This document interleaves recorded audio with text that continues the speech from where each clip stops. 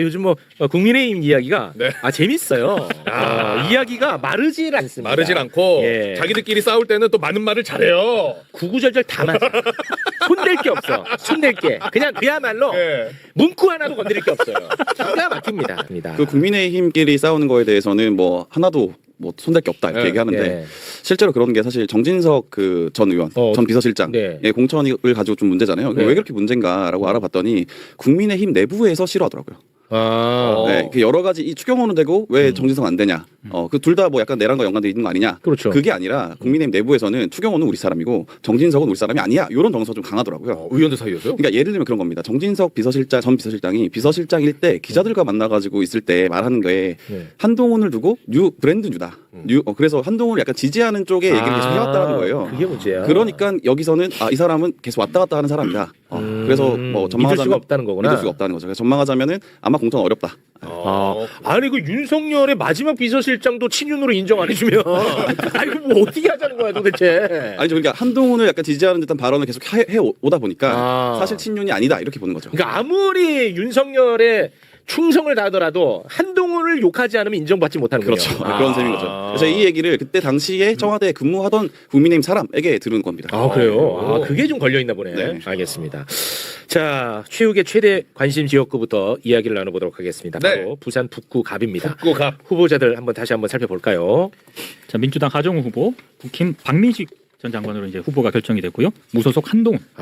이게 지금 누가 떨어져야 되는 상황이거든요. 저한테는. 저한테는 최대 관심 지역구인데 어제 SBS가 여론조사를 했습니다. 네. 그 결과가 나왔는데 소개를 좀 한번 해주세요. 제발. 예, SBS가 이제 입수에 의뢰해서 여론조사를 했는데요. 부산 북구 주민 대상으로 했는데 하정우 민주당 후보가 38%, 국민의힘 박민식 26%, 무소속 한동훈 21%. 이렇게 나왔습니다. 다행이다. 야, 그나마 숨이 좀 쉬어진다. 예. 근데 이 지역구는요, 지금 현재 크게 두 가지 이슈가 있는 지역구입니다. 네. 하나는 단일화 이슈가 있고요. 단일화 이슈. 하나는 해당행위 이슈가 있습니다. 두 가지 이슈가 다 커. 엄청 네. 커. 웃을 일이 아니야. 네. 먼저 단일화 이슈부터 이야기를 나눠보겠습니다. 그러면 장동혁 의지가 중요하고 그리고 당사자 박민식 의지가 중요하겠죠. 그렇죠. 근데 이 두 어르신은 정말 대한민국 어른답게 강단 있고. 단일화에 대해서는 아주 일관성 있는 말씀들을 하고 계십니다. 오. 그 주옥 같은 말씀 예. 영상으로 만나보겠습니다. 한 전 대표에 대해서 손을 내밀 것이냐의 문제는 당의 원칙을 가지고 제명을 했던 사안입니다. 제명을 했던 원칙주의자. 인사에 대한 연대, 다른 당과의 연대, 이 문제에 대해서는 분명히 다른 차원의 문제라는 것을 예전에도 밝혔고 저는 그 부분에 대해서는 지금도 제 입장을 원칙주의자. 표현합니다. 제가 수차 말씀드린 것처럼 단일화 가능성은 제로입니다. 아이고. 왜 자꾸 단일화에 목매는지 주로 그런 말씀하시는 분들은 뭐 한동훈 전 장관의 그 측근들이 이야기를 하는데 아니 선거에 나왔으면 당당하게 주민들의 심판을 받는 거 아닙니까? 단일화 더 이상 그 뭐 희망회로 돌리지 마십시오. 알겠습니다. 정말. 가슴을 좀 우ገብ합니다. 정말 원칙주의자들. 예. 너무나 멋지십니다. 네. 예, 한동훈 쪽에서 오히려 얘기를 합니다. 단일화는 없다. 한동훈도 네, 한동훈은 3자 구도에서 본인들이 뚫고 나갈 수 있다고 있다고 이제 보고 있군요. 네, 네, 자, 단일화가 없다. 자 그러면은 이쯤에서 부산 북구갑 단일화 찬반 여론조사 한번 좀 살펴봐야죠. 네. 예. 네. 궁금하네. 지금 단일화가 이제 이슈니까 찬반을 물었는데 찬성 39%, 반대 34%로 나왔어요. 근데 이거는 이제 국민 전체를 대상으로 한 거죠. 전체 결과니까 사실 이거는 의미가 없어. 없습니다. 이거 의미 없어 이거는. 국민의힘 지지층의 이제 여론이 그렇지, 중요한 거잖아요. 그렇지. 지금 보시게 되면 국민의힘 지지층에서는 보수 진영 단일화 찬반에 대해서 찬성 64%, 반대 23%, 모론 무응답 13%인데 이게 보면 찬성이 높아 보이잖아요. 네. 높긴 한데 네. 찬성이 아닌 비율이 이 정도면 만만치 않은 거예요. 사실 대개 보면 어느 진영에서 단일화를 해야 된다라고 하게 되면 그것이 뭐 70%, 80% 넘어가는 것이 일반적이거든요. 그렇습니다. 왜냐하면 상대 이제 진영에 있는 인물을 막기 위해서는 우리가 합쳐야 된다는 데 공감도는 사실 대대로 탄탄하게 이제 넓어져 오는 것인데 여기 지금 보면 최근에 이런 경향들이 강화되긴 했는데 특히 부산 북구갑에서 64% 이외의 사람들은 그것에 대해서 흔쾌히 하지 않다는 거예요. 지금 반대가 23%밖에 안 되니까 적은 것 같지만 모른 무응답 13% 있는데 이분들도 국민의힘 지지자들거든요. 강한 성향을 가지고 있는 분들이에요. 근데 달갑지 이분들도 않다. 고민을 하고 있는 것이니까 지금 36%가 지금 반대하거나 아니면 찬성하지 않는 것인데 이 얘기는 뭐냐 하면 단일화를 한다 하더라도 이분들이 굉장히 소심파라고 한다면 산술적 결합이 이루어져야 되는데 이 안에서 어떤 충돌이 일어나서 이탈이 있을 수밖에 없다는 것을 보여준 거예요. 네. 그래서 이제 이어서 보시는 그래프가 필요할 텐데요. 그 단일화 꼭 단일화를 한 건 아니지만 하정우 후보 대 보수 후보 1대1을 물어본 게 있어요. 네. 예. 양자 대결. 양자 대결 한번 보시면은 그래프가 준비됐나요? 자, 양자 대결. 와, 이거 정말 그림 보시게 아름답다. 되면 보수 후보를 박민식 후보를 가정해서 물었을 때 하정우 46, 박민식 36이 나왔어요. 오. 36이 사실은 이제 높아 보이긴 합니다만 아까 이제 두 명의 후보들 있잖아요. 네. 지지율 합한 거에 비해서는 못 미치는 거예요. 그러네. 근데 이 후보를 한동훈 후보로 바꿨을 때 오, 어떻게 돼? 보십시오. 제발. 예.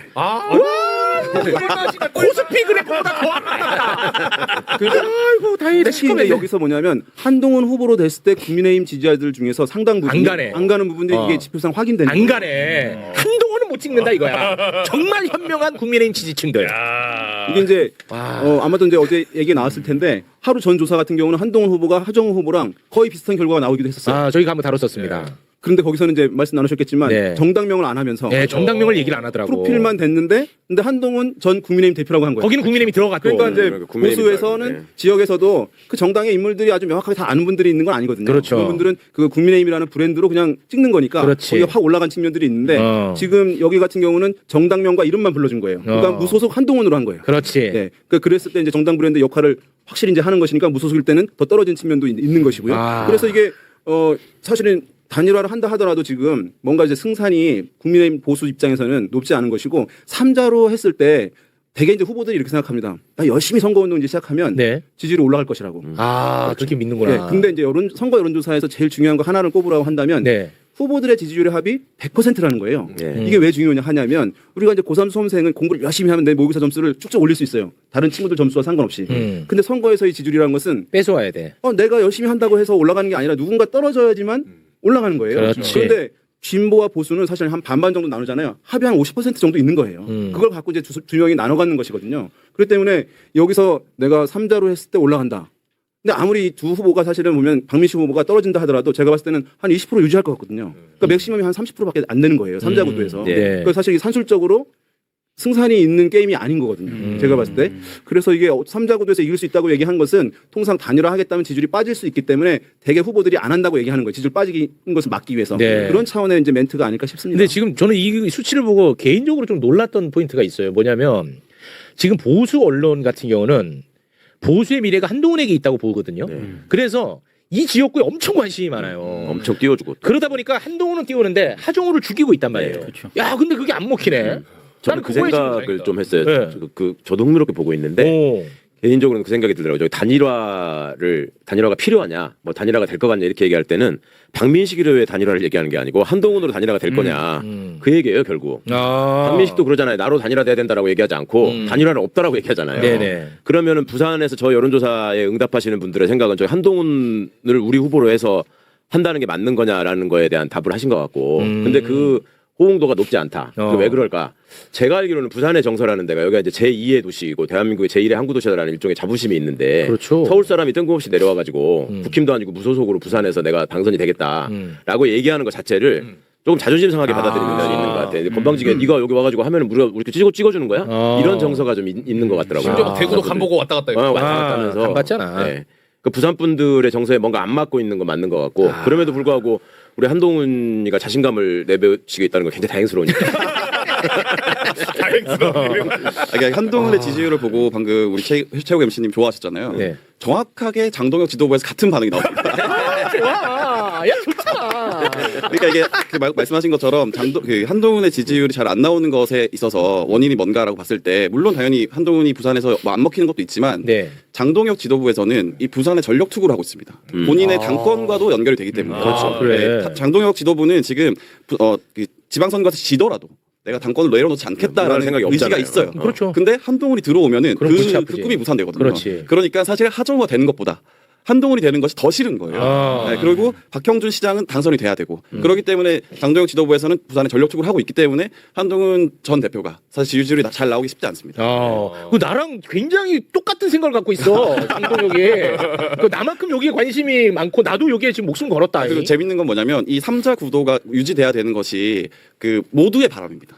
모두가 바라고 있고. 왜 그러냐면 박형준 시장 쪽에서도 바라고 있고 그건 왜 그래? 전재수 후보 쪽에서도 심지어 바라고 그건 있습니다. 또 왜 그래? 이게 다르게 해석하는 건데 이 부산 북갑에서 굉장히 치열하게 선거가 진행됐을 경우에는 네. 사람들의 선거 열기가 끌어오르면서 박형준 쪽에서는 사람들이 더 많이 나와서 투표를 할 것이다. 그러면 부산은 어쨌든 보수세가 강한 곳이기 때문에 부산 시장에도 도움이 될 거다라고 보는 것이고. 그 일리 있는데? 네, 근데 전재수 후보 쪽에서 이렇게 봅니다. 부산 북갑의 선거가 갇히게 되면은 부산 시장 선거에는 별 관심이 없어지기 때문에 사람들이 조금 덜 나올 거다. 왜냐하면 보수세가 강한 지역이다 보니까 조금 덜 나오면 덜 나올수록 그래도 전재수 후보한테 유리하다. 이렇게 판단을 하고 있습니다. 그래요? 네. 그건 너무 좀 슬픈 판단인데. 아니 그 전재수가 지금 부산 완전히 살리려고 하는데 그리고 맞아. 해수부 장관 하면서 살렸고. 맞습니다. 근데 어쨌든 부산이 보수세가 강한 곳이라는 것을 냉정하게 봤을 때 인정하고 가야 되는 부분이기도 하죠. 아니 그 지금 말 나왔으니까 우리 그 전재수가 얼마큼 지금 부산에 대해서 애정이 있고 얼마나 일을 잘하는지 네. 전재수 짤 한번 보고 가겠습니다. 예. 전재수 여러분 부산 시민 여러분 부산 한번 좀 살려봅시다. 일 잘하는 전재수 막 함께 보입시다. 부산 시민 여러분, 일이란 이렇게 하는 거죠. 해양수도 부산을 위해서 무엇을 준비해야 될까? 해양수산물을 부산으로 이전시키고 해운대 기업 본사를 부산으로 이전시키고 회사 전문법원을 부산에 유치하겠다.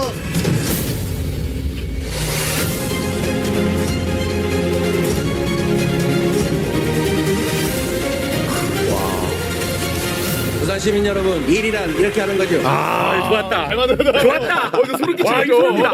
막 전재수 일 다 해버렸네 벌써. 와, 소름이다 맞지? 예, 진짜 이거 소름이지? 예.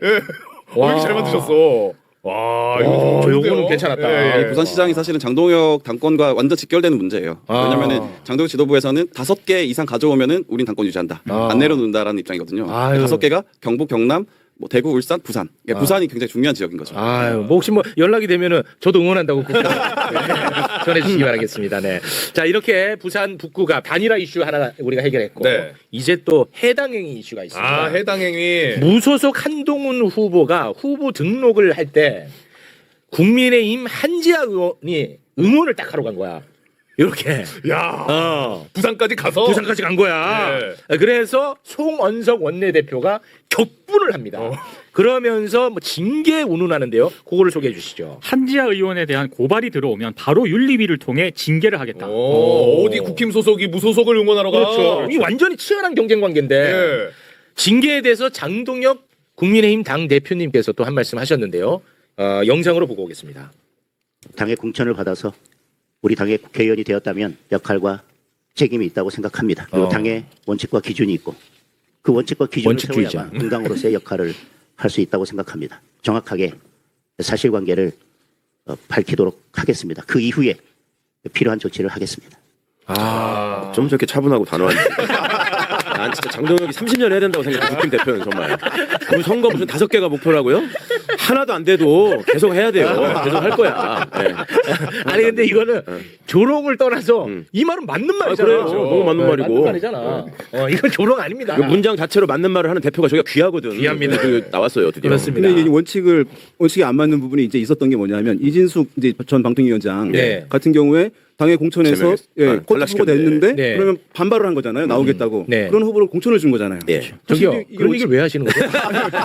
누가 몰라요? 네. 원칙이 없는 행위를. 그 좀 원칙 좀 지키세요. 그런 얘기를 왜 하세요? 재밌는 얘기도 있는데 그 이진숙 후보 같은 경우에는 열성 지지층들의 지지를 받고 있잖아요. 그러니까 장동혁 지지층과 겹치는 거예요. 똑같구나. 그러다 보니까 공천을 줬다 이렇게 보시면 될 것 같고 네. 그리고 되게 재밌는 게 원래 대구시장을 무소속으로 나오려고 했잖아요. 공천 안 주면. 맞습니다. 근데 그때 장동혁 대표가 이진숙 후보를 따로 만났다 대구에서 네. 미국 가기 전에 만나고 갔잖아요. 그때 처음 만난 거라고 하더라고요. 아. 네, 그러니까 그 정도로 사실 그 전에 소통이 없었기 때문에 이진숙 후보 쪽에서는 공천을 확답을 못 받고 있었는데 아. 네, 그때 돌이켜 보니까 나랑 지지층이 겹치잖아. 그럼 내가 여기 당 공천을 줘서 당으로 원내로 끌어들이면 내 내 편이니까. 지지층도 올라가는 거 아닌가? 내 당권도 유지되는 거 아닌가? 그러니까 아유. 장동혁 대표를 이해하려면 당권 싸움으로 이해하면 쉽습니다. 네. 장동혁 대표님은 아주 샘도 밝으시네. 네. 샘법에 의해서. 예. 네. 근데 진짜 재밌는 게 송원석이 저렇게 어디 무소속이 지금 뭐 우리 당 의원이 무소속을 응원해? 네, 격분했답니다. 근데 본인도 한덕수 대선 출마했을 때 무소속인데 출마 기자회견 가가지고 막 그런 거 끌어들이지 마. 지금 그냥 잘 나도 되고 있으니까. 잘 되고 있습니다. 이게 네. 같은 당 안에 있는 사람한테 왜 이렇게 평가가 다르냐라는 말씀 계속 하고 계시잖아요. 그게 제가 보기에 극우 아스팔트의 지지를 받아야 되는 게 1차적이지만 더 근본적으로 따져보면 저 당의 주인이 누구라고 생각할까? 국힘은 관료들과 토호들의 연합정당이에요. 그러니까 관료들과 토호들의 연합정당인데 지금 당권을 관료 출신들이 쥐고 있잖아요. 그렇죠? 네. 근데 이 사람들이 볼 때 추경호는 관료 출신의 PK 토호들하고 연계가 돼 있는 일종의 성골이에요. 추경호는. 네. 정진석은 그런 사람이 아니잖아요. 그러니까 굳이 이거를 안고 가야 될 필요가 없다고 자기네 핵심에서는 그렇게 생각한다고 저는 봐요. 그 당의 혈통을 보게 되면 추경호는 좀 다르구나. 한동훈하고 이진숙을 보더라도 혈통에도 가까운 사람이 이진숙이죠. 무조건 TK잖아. TK고. 그러니까 이런 점이 저 당의 미래를 정말 하여튼 기대되게 만들고 그래서 저는 장동혁이 30년 해야 된다. 알겠습니다. 무슨 뭐 혁명수비대도 아니고 뭐 혈통을 그렇게 따져. 그런 당이에요 원래. 알겠습니다.